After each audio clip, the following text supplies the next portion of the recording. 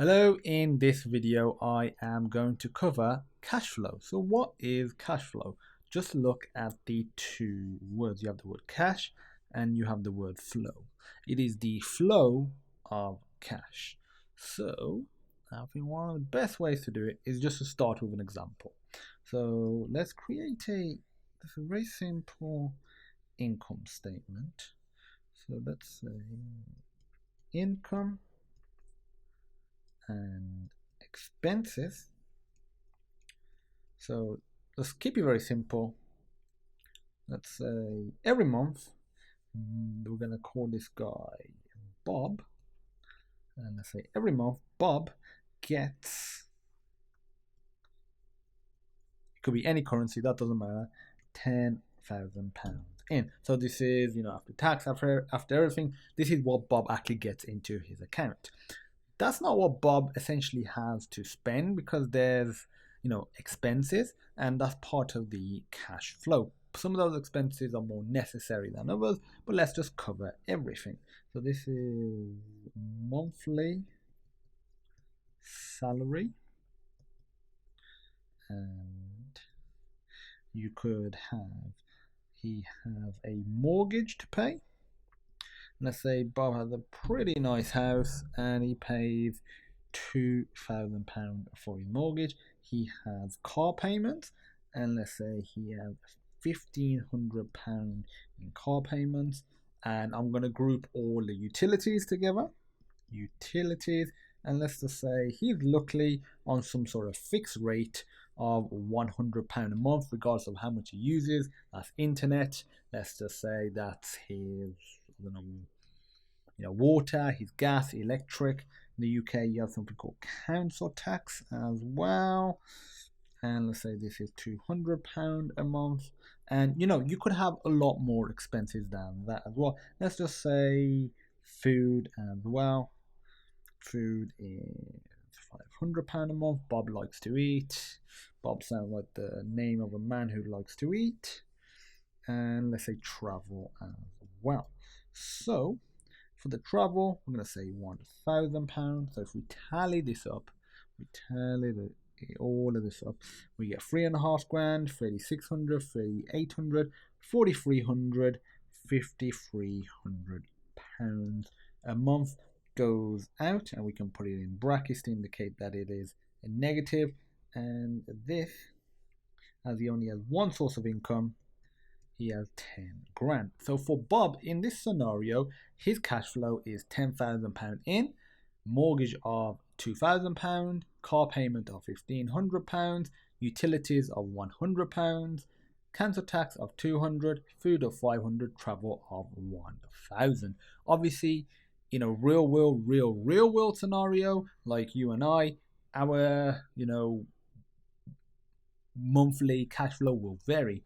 One, the monthly salary may potentially vary, especially if you have investments, and the actual expenses would definitely vary because of food, how much you eat, how expensive it is, what you can actually get hold of. Travel may vary as well depending on how much you travel, and car as well. So in the car, I'm including stuff like maintenance and oil as well, and also gas to actually move around. So that's one example. Let me use the example of Terry. Where the hell am I getting these names from?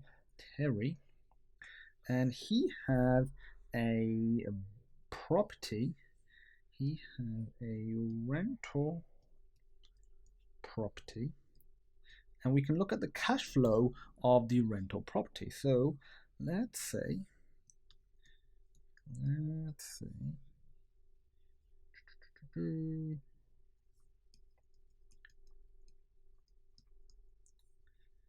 every month Terry in rent gets £1,000.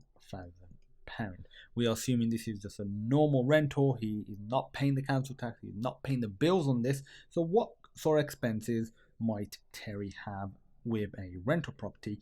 You might be using a agent to manage your portfolio. Let's say Terry is, and let's say they charge him 100. Pretty common for them to charge about 10%, so that's not unlikely.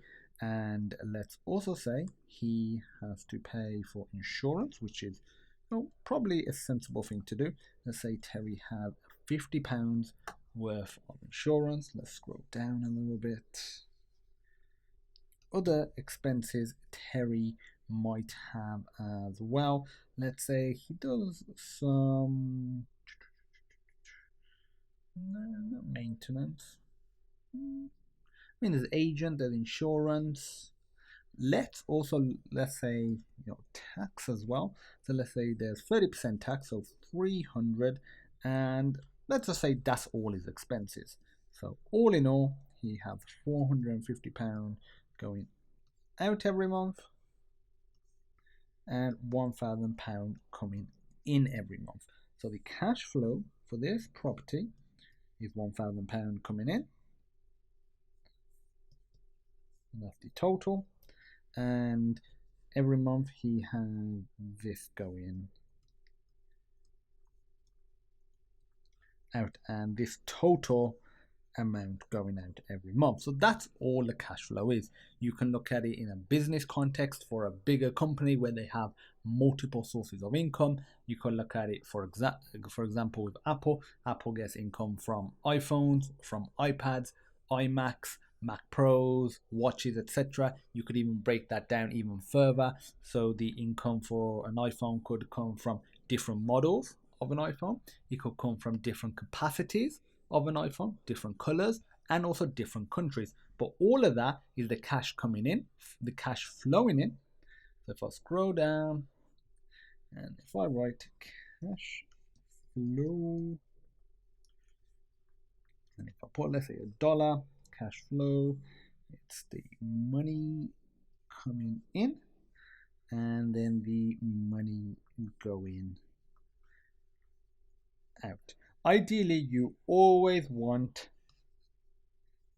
your money coming in to be greater than the money going out. Otherwise, you have a pretty serious problem and you're even going to have to get into debt or shut down the business or maybe declare bankruptcy. But that's obviously a topic for a different video. If you have any questions, feel free to pop me a message.